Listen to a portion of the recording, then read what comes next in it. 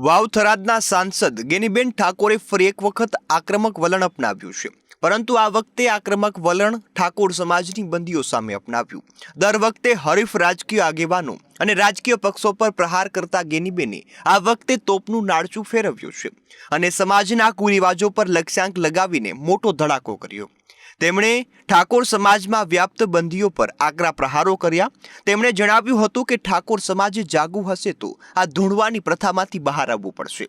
ભુવાઓની ધૂણવાની પ્રથા, દારૂની બંદી સહિતના અનેક કુરિવાજોમાંથી ઠાકોર સમાજે બહાર આવવું પડશે।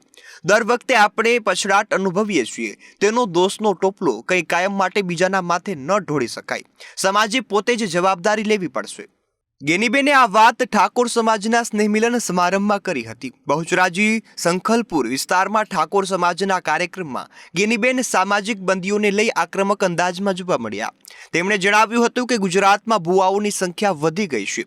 ગુજરાતમાં તો જાણે હવે ઘરે ઘરે ભુવાઓ થઈ ગયા છે। આ ભુવાઓ ધારે તો સમાજને સુધારી શકે અને બરબાદ પણ કરી શકે, પણ ઠાકોર સમાજે આ ભુવાઓની માનસિકતામાંથી બહાર આવવું જોઈએ। સમયની સાથે બદલાવવું જોઈએ અને વૈજ્ઞાનિક અભિગમ અપનાવવો જોઈએ। માનસિક પછાતપણું ત્યજવામાં આવે તો એ સમયની માંગ છે। આપણી સંખ્યા ગમે તેટલી વધારે હોય, પરંતુ જો ગુણવત્તા નહીં હોય તો આપણે કોઈ પૂછનારું પણ નહીં હોય। કોઈ પક્ષમાં નતો લીધો, પણ જ્યારે સમાજ બરબાદ થઈ રહ્યો છે ત્યારે નટુજી હોય, સુકાભાઈ હોય, બળદેવજી હોય, આ વિક્રમભાઈ હોય કે અલ્પેશભાઈ હોય, રામભાઈ, એ આવનાર પેઢી અને ભગવાન આપણા પાસે હિસાબ માંગશે કે તમારા સમાજના દીકરાઓ એ દારૂ પીને તમામ પ્રકારના વ્યસનથી બરબાદ થઈ રહ્યા હતા। એ ટાઈમે ગેનીબેન તમે શું કર્યું, અલ્પેશભાઈ તમે શું કર્યું, સુખાજી તમે શું કર્યું, નટુજી તમે શું કર્યું? એ આવનાર પેઢી તો આપણી પાસે જવાબ માંગશે, પણ કુદરત પણ આપણી પાસે જવાબ માંગશે। એટલે આપણે કુદરતને માથે રાખીને આ સમાજ માટે કરીને જે સમાજે આપણને આપ્યું છે તો સમાજનો બદલો આપણા ઉપર છે। તેમણે જણાવ્યું હતું કે સમાજ શિક્ષણ વિહીન હોય પછી તેની ગમે એટલી સંખ્યા હોય, પરંતુ કોઈ અર્થ રહેતો નથી। લાખો શૂન્ય હોય, પરંતુ એટલા બધા શૂન્યનું કોઈ મૂલ્ય નથી। પણ આ શૂન્ય આગળ જ્યારે મૂલ્ય સ્વરૂપમાં એકડો લાગે છે ત્યારે શૂન્યનું મૂલ્ય થાય છે। તેથી આવું ઠાકોર સમાજે કરવાનું છે। ઠાકોર સમાજ ભણતરના મોરચે પ્રગતિ નહીં સાધે તો તેની જે સ્થિતિ છે તેના કરતાં પણ વધુ ખરાબ સ્થિતિ થશે। ભણતર વગર અને જ્ઞાનની સીમાઓ વિસ્તાર્યા વગર ઠાકોર સમાજ પોતાના પ્રતિનિધિત્વને પણ નહીં વિસ્તરી શકે। તેમણે ઉમેર્યું હતું કે આજે ઠાકોર સમાજ દારૂની બંધીના લીધે ઘણો પાછળ છે। ઠાકોર સમાજનો છોકરો શહેરમાં ભણવા જાય તો પાણી બદલાય તો તેનું પાણી તેને નડે છે। આના કારણે કેટલાય છોકરા પાછા પણ આવી જાય છે, પછી તેઓ અહીં બેઠા બેઠા દારૂના રવાડે ચડી જાય છે। હવે તેમને બહારનું પાણી નડે પણ અહીંનો દારૂ ન નડે। હવે આવી માનસિકતાનો શું ઈલાજ થાય? ભાઈ, ભણવું નથી તો પછી આવા બહાના ન ચાલે। સારું ભણતર નહીં હોય તો સાચી શું ખોટી દાદાગીરી પણ નહીં કરી શકો। ભણ્યા હશે તો સાચી દાદાગીરી પણ કરી શકશો। કોઈ બે વાત પણ સાંભળશે અને ભણતર નહીં હોય તો સમાજ તો જવા દો, ઘરના પણ તમારું નહીં સાંભળે। આજે વિશ્વ 5Gના સમયમાં પહોંચી ગયો છે, ત્યારે પછાત માનસિકતા અને પછાત વિચારો નહીં ચાલે। બહેન દીકરીઓએ પણ પડદામાં નહીં પરંતુ બધાની વચ્ચે રહીને કામ કરવું પડશે। હું પોતે કરું છું એટલે જ કહું છું, એમ તેઓએ ઉમેર્યું હતું। ઠાકોર સમાજ એવું કરે કે દરેક ક્ષેત્રમાં તેઓનો ડંકો વાગે। ફક્ત દારૂ પીવામાં જ ડંકો વગાડવાની જરૂર નથી। બીજા ઘણા ક્ષેત્રો છે કે જેમાં નામ કાઢી શકાય છે, પ્રતિષ્ઠા મેળવી શકાય છે, પણ પછી તે પ્રતિષ્ઠા મુજબના કામ પણ કરવા પડે।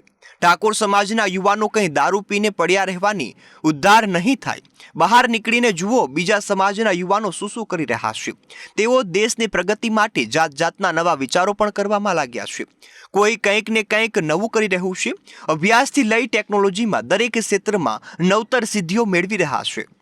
ઠાકોર સમાજમાંથી અંધશ્રદ્ધા બહાર નહીં આવે તો સમાજની પ્રગતિ સંભવ નથી। મહિલા સાક્ષર નહીં થાય ત્યાં સુધી તેની પ્રગતિ શક્ય નથી। યુવાનો ઉચ્ચ ડિગ્રીધારી નહીં બને ત્યાં સુધી તેની પ્રગતિ શક્ય નથી। ભુવાઓની પકડમાંથી સમાજ મુક્ત નહીં થાય તો સમાજની પ્રગતિ નહીં થાય, પણ અધોગતિ થશે। આજે જાહેર સેવા આયોગની પરીક્ષાથી લઈ સરકારી નોકરીઓમાં જુઓ અને ખાનગી ક્ષેત્રની નોકરીઓમાં જુઓ, ઠાકોર સમાજ અને તેના યુવાનો ક્યાંય દેખાતા નથી। શું આ ભૂલ બીજા સમાજની છે? ના, હું આ મંચ પરથી કહી જરા પણ નહીં। ઠાકોર સમાજના યુવાનોને કોણે શિક્ષણ લેતા રોક્યા? કોઈએ નહીં। કોણે નોકરી કરતા રોક્યા? કોઈએ નહીં। કોઈએ ધંધો કરતા રોક્યા તો કોઈએ નથી રોક્યા. જો પ્રગતિ કરવી હોય તો પોતાની અંદર જ વિકાસની ભૂખ હોવી જોઈએ.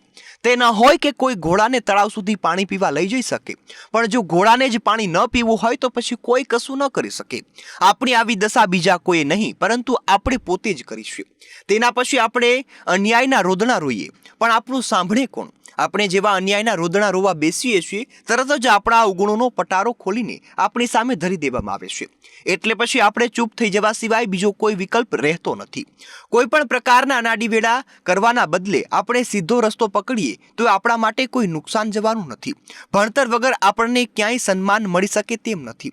તેના વગર તો ખાલી બધું જાંજવાના જળ સમાન છે. તેમણે પોતાનું ઉદાહરણ આપતા જણાવ્યું હતું કે આજે ભણતરના કારણે હું રાજકીય ક્ષેત્રમાં આ સ્તરે પહોંચી શકીશું, સમાજનો અવાજ બની શકીશું, સમાજની પ્રગતિ માટે કંઈક કરી શકવાની સ્થિતિમાં પહોંચી ચૂકીશું. જરૂર પડે તો સમાજને યુવાનોને દિશા પણ આપી શકું છું. હું ઈચ્છું છું કે આપણા સમાજની દરેક યુવતી અને દરેક યુવાન દરેક ક્ષેત્રમાં કોઈને કોઈ રીતે આગળ વધે. આ બધા પહેલા તે અંધશ્રદ્ધામાંથી બહાર આવે, વાતમાં ને વાતમાં ભુવાઓની પાછળ જવાનું બંધ કરે. નહીં તો આ ભુવાઓનું બંધ કરવા માટે મારે ધૂણવું પડશે.